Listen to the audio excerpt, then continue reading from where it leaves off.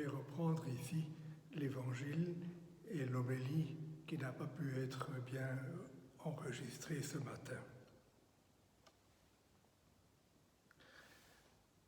Évangile de Jésus-Christ selon saint Matthieu.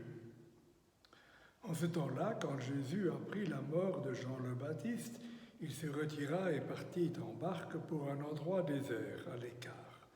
Les foules l'apprirent et, quittant leur ville, elles suivirent à pied. En débarquant, il vit une grande foule de gens et il fut saisi de compassion envers eux et guérit leurs malades. Le soir venu, les disciples s'approchèrent et lui dirent « L'endroit est désert et l'heure est déjà avancée. Renvoie cette foule, qu'ils aillent dans les villages s'acheter de la nourriture. » Mais Jésus leur dit « Ils n'ont pas besoin de s'en aller. Donnez-leur vous-même à manger. » Alors ils lui dirent « Nous n'avons là que 5 pains et 2 poissons. » Jésus dit « Apportez-les-moi. » Puis, ordonnant à la foule de s'asseoir sur l'herbe, il prit les 5 pains et les 2 poissons, et, levant les yeux au ciel, il prononça la bénédiction. Il rompit les pains et les donna aux disciples, et les disciples les donnèrent à la foule. Ils mangèrent tous, et ils furent rassasiés. On ramassa les morceaux qui restaient, cela faisait 12 paniers pleins. Ceux qui avaient mangé étaient environ 5000, sans compter les femmes et les enfants. Acclamons la parole de Dieu. Louange à toi, Seigneur Jésus.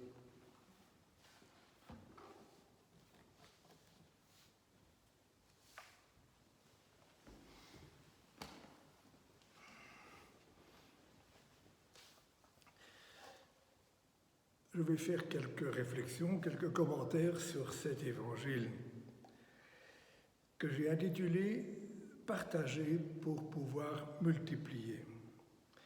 En effet, les 3 derniers dimanches, nous avons entendu des paraboles, mais à présent, il s'agit de les mettre en œuvre. Donnez-leur vous-même à manger. À la fin de son discours en parabole, Jésus nous invitait en effet à être comme ce maître de maison qui tire de son trésor du neuf et de l'ancien. L'ancien, à mon sens, la lecture traditionnelle du récit de la multiplication des pains, c'est admirer ce miracle extraordinaire que Jésus a fait ce jour-là, comme un merveilleux prestidigitateur qui sort des petits pains de sa manche pour donner à manger à tout le monde. L'ancienne lecture, c'est de nous dire « Oh, ça nous ne pourrons jamais faire ». Et puis, nous rentrons à la maison résignés. Mais ce serait oublier que Jésus nous demande précisément « Donnez-leur vous-même à manger ». Oui, mes frères, mes sœurs, c'est désormais à nous de jouer. Si nous voulons tirer du nouveau du trésor de l'Évangile, il ne suffit pas d'admirer Jésus, il faut faire comme lui, aujourd'hui. Mais comment, direz-vous? Nous n'avons rien à donner, ou si peu. 5 petits pains, 2 poissons. 3 fois rien. Rappelons-nous alors l'enseignement des paraboles. Ce qui les caractérise presque toutes est d'abord le contraste, la disproportion entre ce qui est semé et ce qui est récolté.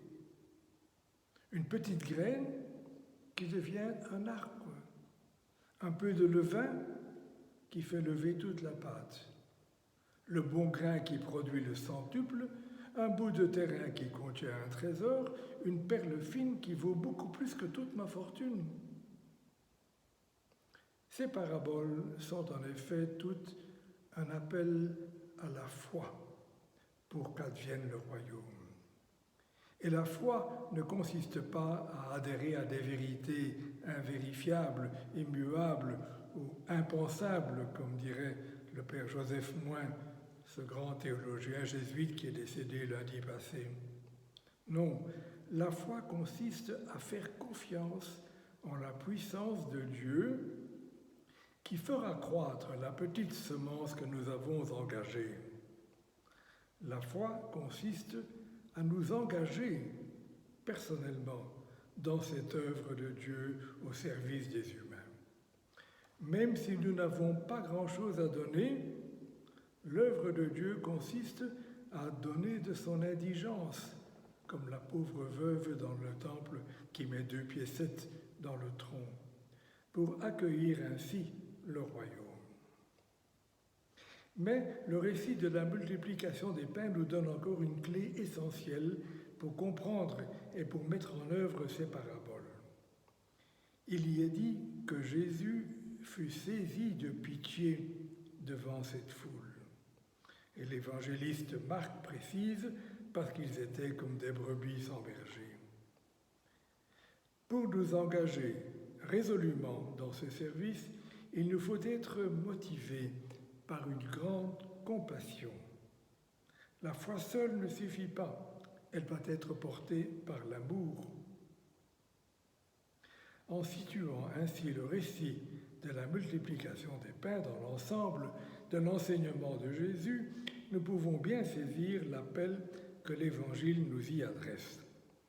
Par ce récit, qui peut paraître anecdotique au premier abord, c'est tout l'Évangile qui nous est proposé.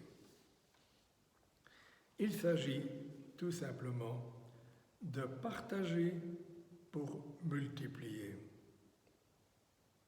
Nous n'avons pas grand-chose à apporter, mais Dieu aime multiplier le peu que nous donnons. En fait, il n'aime pas tellement additionner les richesses, les préceptes, les mérites, le compte des péchés. Mais il veut multiplier les chances, la grâce, la joie, la vie. Dès le premier chapitre de la Genèse, il dit « Croissez et multipliez-vous ». Jésus est venu pour que nous ayons la vie en abondance. Or, comme nous le voyons dans l'Évangile d'aujourd'hui, c'est en partageant que l'on multiplie. Mais ça dépend évidemment de ce que l'on partage, notre avoir ou notre être. Le partage de ce que nous avons, d'une tarte par exemple, ce partage la divise en parts d'autant plus petites qu'elles sont nombreuses. On ne peut pas la partager indéfiniment. Au contraire, le partage de ce que nous sommes, le partage du vrai amour, ce partage le multiplie. Les parents donnent tout leur amour à leur enfant.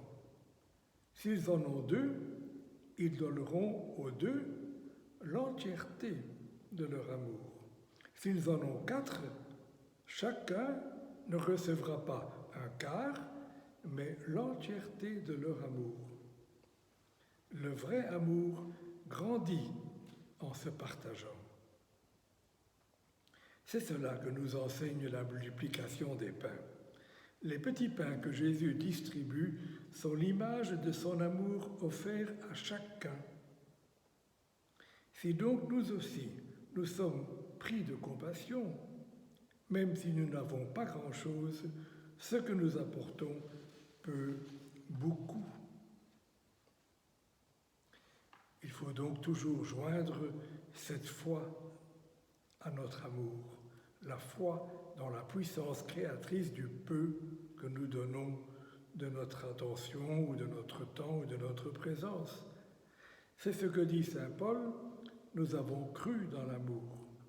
Et aux chrétiens de Corinthe, il précisait que chacun donne selon la décision de son cœur, sans chagrin ni contrainte, car Dieu aime celui qui donne avec joie.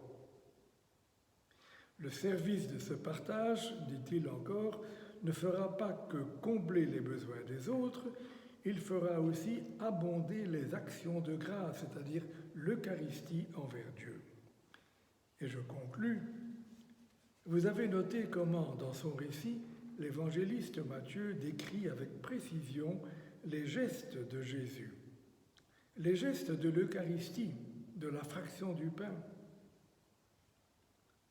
Il prit les 5 pains et les 2 poissons, et levant les yeux au ciel, il prononça la bénédiction. Il rompit les pains et les donna aux disciples, et les disciples les donnèrent à la foule. Mes sœurs, mes frères, il en va de même aujourd'hui. Rassemblés ici autour de l'autel, nous ne faisons pas qu'assister à la messe. Nous participons au don que Jésus y fait de lui-même. Et s'il a donné le pain à ses disciples, c'est pour que les disciples le donnent à leur tour à la foule. Oui, nous aussi, comme nous avons reçu, nous pouvons également donner à tous ceux qui nous entourent, tous ceux qui comptent sur nous et qui comptent sur nous le pain quotidien de l'amour. Oui, nous pouvons donner un amour toujours plus grand, toujours davantage donné, multiplié.